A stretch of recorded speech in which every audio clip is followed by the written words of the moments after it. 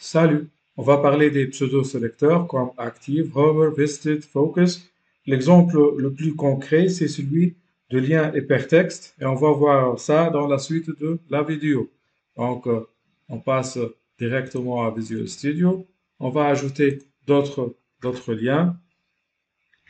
On va ajouter d'autres liens avec un chef, par exemple, https://w3schools.com.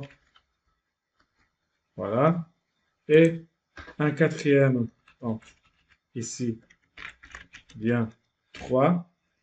Et un quatrième lien, on va laisser donc vide et une étiquette lien 4. Je sauvegarde.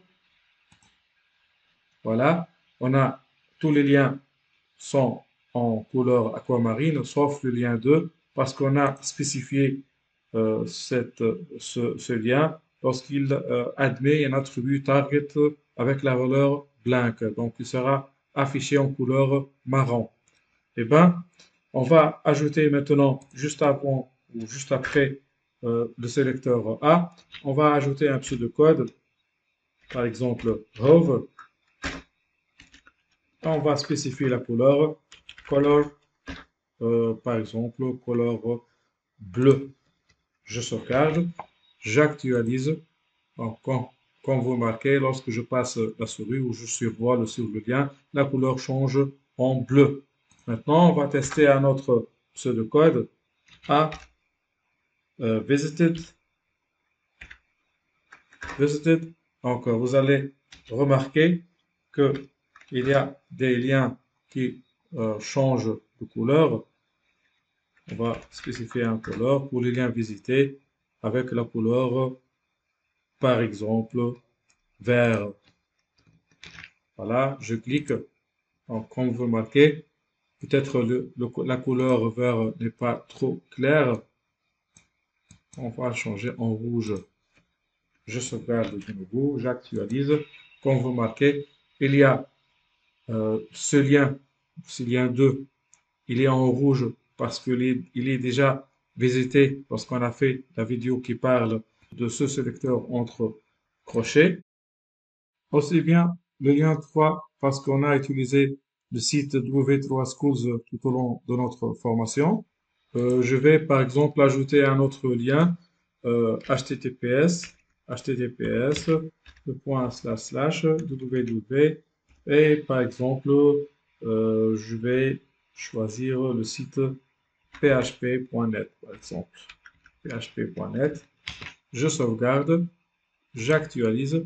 Une fois je clique sur le lien 4, il va me guider vers le site php.net, mais une fois je reviens, comme vous remarquez, le lien devient coloré en rouge parce qu'il est visité. Je vais aussi tester un autre pseudocode à, par exemple, focus.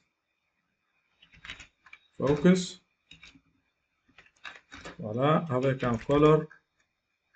Pour cette fois-ci, par exemple, je vais choisir le backcolor. Le backcolor pour montrer bien la différence background, le background color avec un, donc, voilà, un bleu. Je sauvegarde.